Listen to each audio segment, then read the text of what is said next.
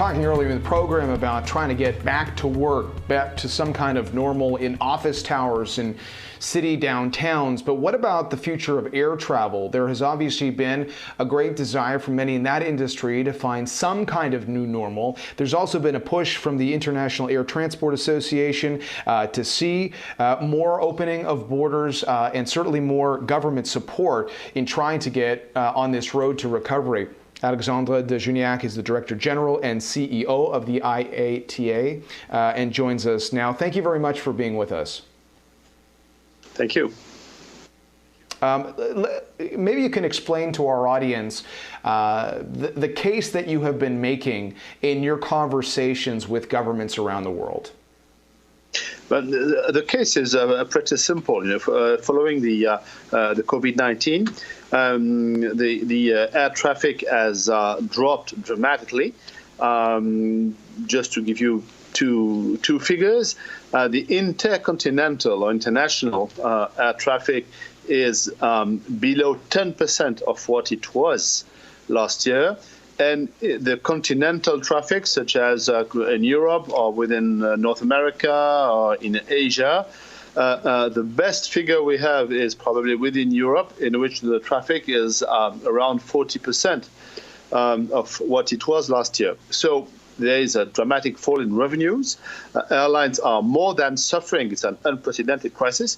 And so we have done three things. We have asked government, to make some decisions, to relieve some regulatory issues, to ease our situation. Secondly, we have advocated in favor of very strong government financial support, and pretty successfully. We are very grateful to government, to help us, to bridge this terrible gap and to overcome the situation.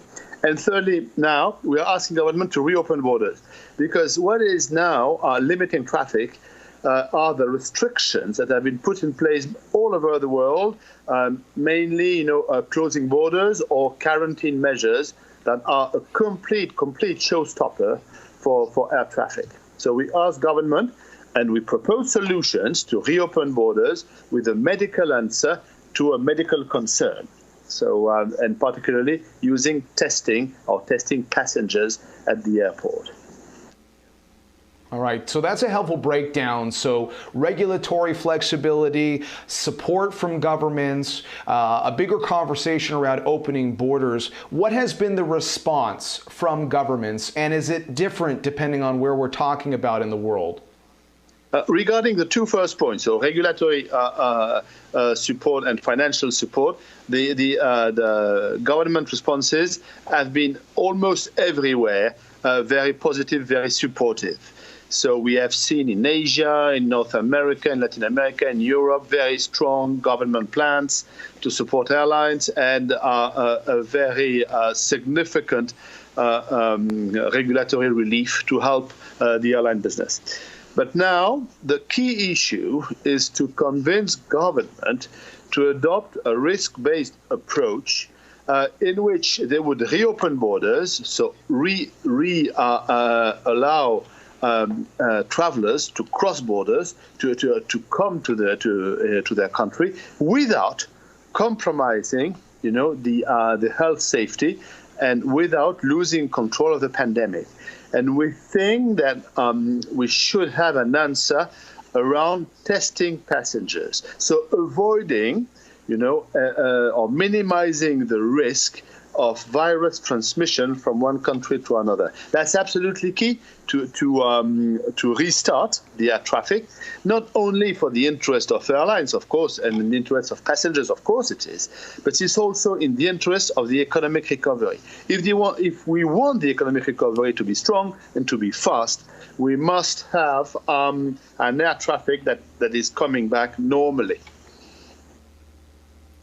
So I guess let me take the other side of the economic story. What if you don't have the success that you desire in making that case about increased testing, to have more open borders and to have more air travel? Because you talked about the weakness in traffic. If I take Canada, for example, where we're constantly talking about major airlines like Air Canada and WestJet, what do you think are the consequences for airlines like that if ultimately government governments don't change their opinion?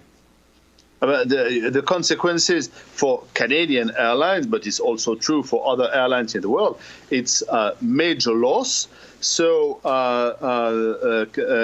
the companies will start or have already started restructuring massively, meaning laying off thousands and thousands and tens of thousands of employees, which is a drama, and there will be a shrinkage, a major shrinkage in the footprint of aviation.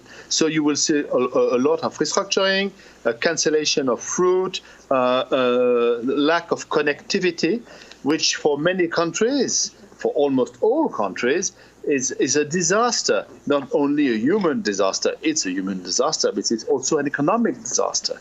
So that's the reason why we are advocating in favor of reopening borders, restarting the industry to boost the economy and to come back to a situation in which it is, first of all, nice to travel, but safe to travel also, which is possible. So obviously this is an ongoing dialogue and you're continuously having these conversations. I wonder at the end of the day, do you think there's a possibility if governments simply feel like for now it is too much of a risk to open borders, that, let me take the situation here in Canada, that a government might be more open to the idea of going beyond having some aid for airlines, but call it a bailout, call it a takeover, whatever financially might be necessary to offset that continued desire on the part of the government to keep borders closed. How do you see that playing out, since you do seem to, you mentioned, you have that support from governments on regulatory flexibility and aid? We think that, stopping air traffic and air travel is not only a bad news, for passengers and airlines. It's a very bad news for the economy, particularly in big countries like Canada, which heavily depends on air transport, for its economy, for tourism, for many activities. So the longer the closure, the border closure lasts, or the travel restrictions are in place, the worst it is for the economy, and it's true in Canada as in other parts of the world.